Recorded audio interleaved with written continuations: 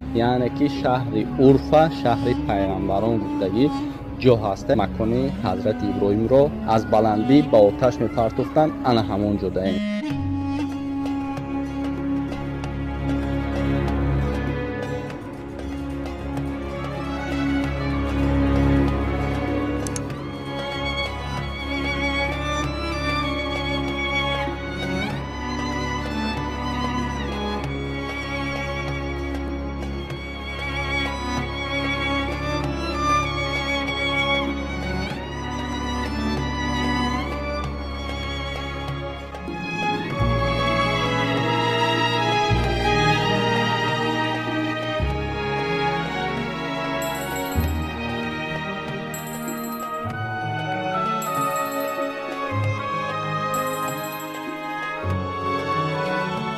سلام علیکم برادران و خواهران عزیز، خوش آمدید به کانال همنوا. با شما هستم علی اکبر. چل که به شما گفتیم ما از شهر گازیانتپ به شهر عرفا یعنی به شهر مقدس سفر میکنیم که در باره حضرت ابراهیم و نمرود چل که گذشتگی همش ما یک تا به یک تا میفهمونم. حاضر ما سفر داریم، در حق ما دعاگو باشین. یکم ویدیو را دستگیر میکنین، در همه شبکه‌های اجتماعی پخش میکنین، بعدا میشینیم به حضور تماشا میکنید و از این خیلی نوارها حلاوت میبریم.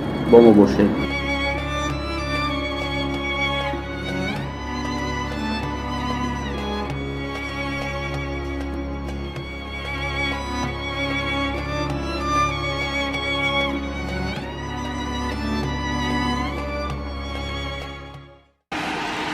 در نمی راه ماشین کمتر وای شید گرم شید ماشین ما. خیر باشه شلوکی ما خیره نگه با ایران شده که بینیم چی گم میشم.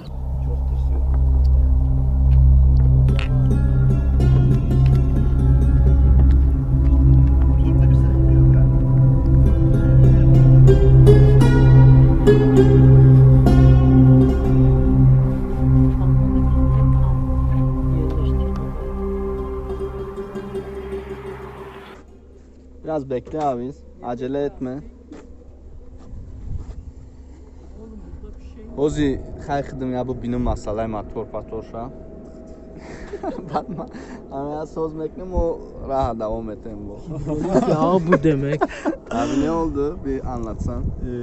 Şimdi biz yolda giderken Ozi moda rahat teslavdım. aracın tesisatı sıkıntılıydı zaten. Bazen böyle takılıyor. نگاه کنیم که چی گمش ها bu. جایش چسبیده. البته ki Hele bir çalıştırın ben bakayım. o rahat devam edeyim. کامپیوترش ویران شده بعد موندگیم کنی کمتر بستیم. Evet, arabayı bıraktık abi, yürüyerek devam ediyoruz. Evet, ciğer için değer. Ciğeri yemeden Ciğer yemeden bir sıkıntı yaşadık, Allah'ın izniyle çözebiliriz yani. inşallah. Hadi bakayım.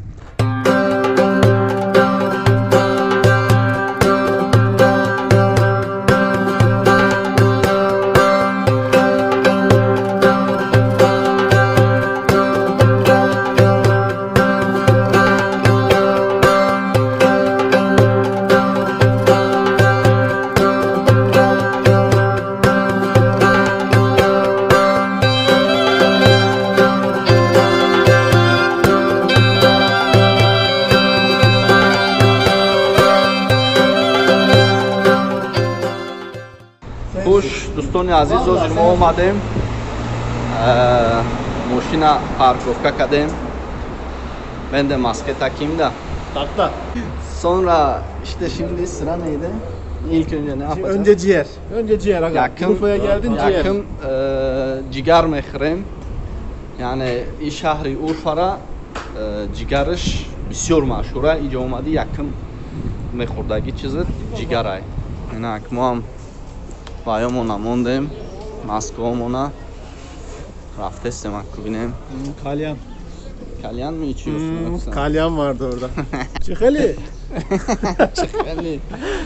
Hay دوستان عزیز اومدیم حاضر یعنی دیگر مخرم دقیقه مخرم با شما نشون میدیم.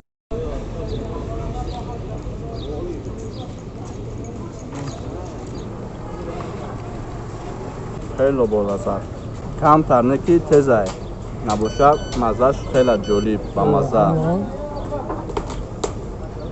در اینجا اومدی سحر قطعی جگر کباب میخوریم. خوش دوستان عزیز حاضر ما از خوردن جگر بر اومدیم. حاضر نوبتی ana همون manzarayı ki hemen hoşuma intizarım.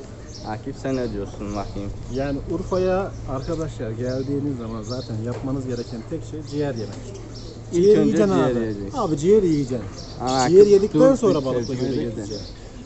حاضر میگه که کدام که شهر اروپا میاد یکم جگر میخوره یعنی جگر کباب. Ciğer yedikten sonra abi balıklı göle gideceksin abi. خوردن gölde جگر orada gezeceksin. همون منظره که حاضر Manzarası به شما güzel. نشان Ve میدیم. oranın tarihini hissedeceksin. Hazreti İbrahim'in ateşe atıldığı yer orası. جایی که حضرت ابراهیم در آتش میپرتند انا همونجا میریم.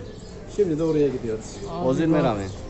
در اینجا اگر نقاب هم نکنی هیچی نمیکنه لیکن جایی که بسیار آدم های من خواستم که نقاب ممنونم. علاکت از همینجا سر میشد در اینجا ماهی ها رو میبینیم ولی از ما جای اساسیش میریم. علاکت ما از در یعنی همون منظره ای که در حقیقت شما میخواهیم ببینیم در اومدیم و نصیب کرده باشه همشه نشون میدیم و میفهمونیم خداوند.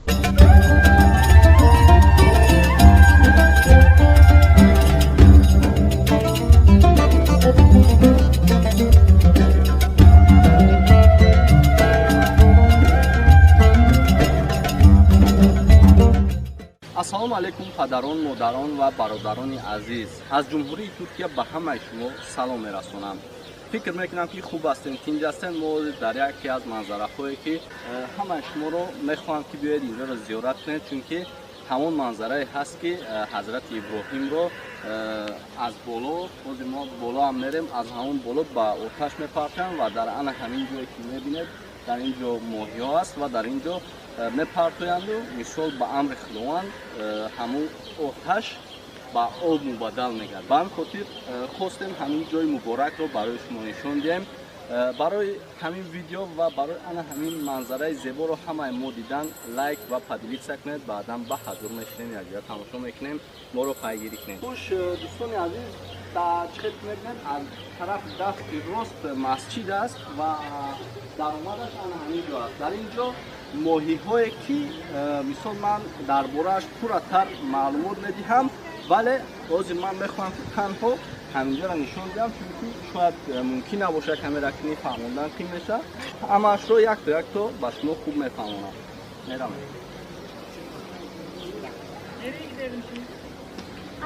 الان که چخیلی که میبینید ما وارد شدیم در داخل همین منظره زیبا میبینید در اینجا ماهی ها هست. ماهی ها رو بینید کم پرواز ما وایش میتیم یا برای ماهی ها رو جمع کردن های دوستان. حاضر ماهی ها رو ما همش رو با شما نشون میدیم.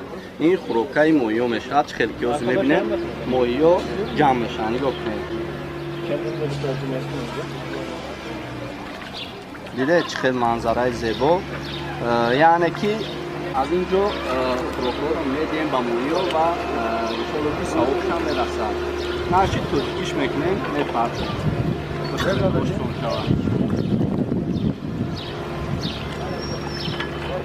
خوش دوستان عزیز همین منظره که ببینید در اینجا از همون بالا یعنی که پرتوفتنیان و در اینجا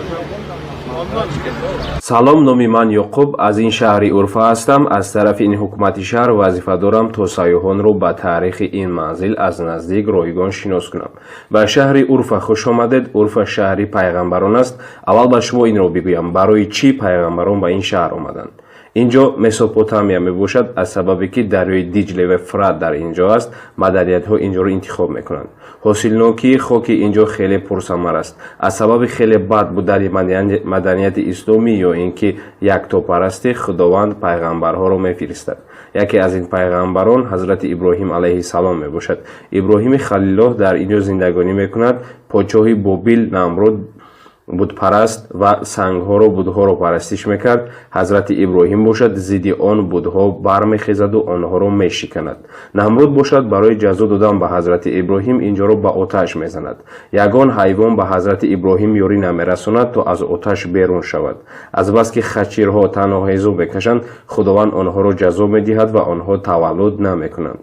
ҳазрати иброҳимро ба оташ мепартоянд. оташ хело бузург буд ва касе ба ӯ наздик шуда наметавонад. дар ин боло қалъа аст ва қалъа ду манораи баландро соҳиб аст. ҳазрати иброҳимро аз он ҷо мепартоянд. аз тарафи худованд ба оташ амр мешавад. сураи амбиё ояти 69. маънои оят ин аст: гуфтем эй оташ бар иброҳим сард ва саломат бош. оташ дар ин аминҷо об мешавад, ҳезумҳо моҳӣ, яъне оташ ба об ва ҳезумҳо ба моҳӣ мубаддал мегарданд. ин ривоятҳо ҳақиқат дорад, албатта ки оят вуҷуд дорад. золиҳа духтари намруд, ӯ низ ҳазрати иброҳимро бовар дошт. ӯ худро ба оташ мепартояд ва ба моҳӣ мубаддал мегардад ва касе ӯро бинед, тамоми хостаҳояш иҷро мешавад. ин моҳиҳоро хӯрдан мумкин аст? на, ин моҳиҳоро хӯрдан мумкин нест. сабабаш муқаддас будани онҳо мебошад. касе ба онҳо даст дароз намекунад ва албатта ки муҳофизатгарон инҷоро эмин нигоҳ медоранд. мегӯянд ки агар моҳие инҷоро истеъмол кунед, ба фалокате дучор мешавӣ. оё воқеияте доранд?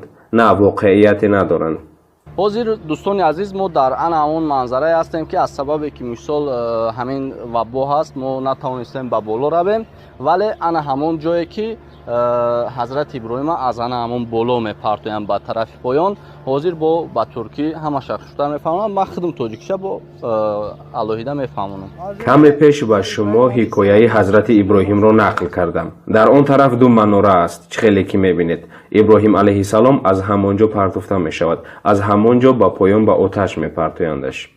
аввал ҳазрати ҷабраил ба ҳазрати иброҳим мегӯяд ки туро наҷот бидиҳам ва ҳазрати иброҳим бошад мегӯяд ки рабби ман яктост ва маро танҳо ӯ наҷот дода метавонад. як ривоят аст, дар он ҷо иблис пайдо мешавад, ба бадани инсон медарояд ва ба намруд тавсия медиҳад.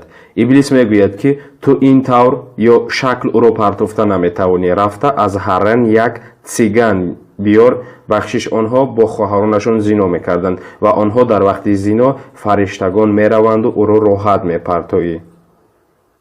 ва ҳазрати иброҳимро мепартоянд, оташ ба об ва ҳезумҳо ба моҳӣ мубаддал мегарданд.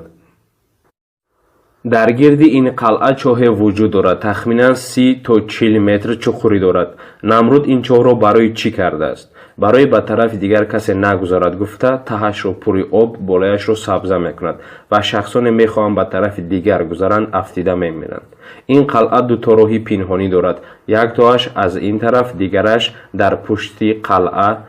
онҳоро истифода бурда ба қалъа баромада метавонед.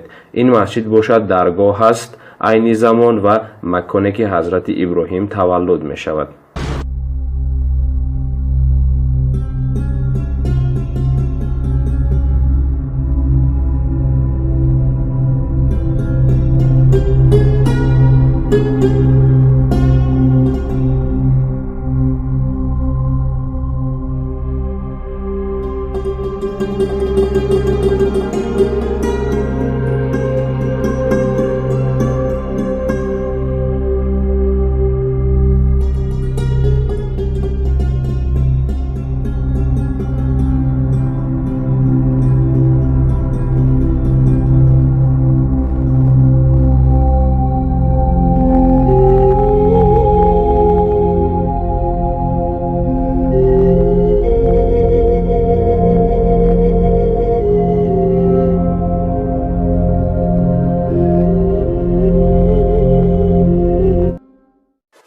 канали мо дар сомонаи YouTube ҳамнаво обуна шав ва аз видеоҳои нав бохабар бош.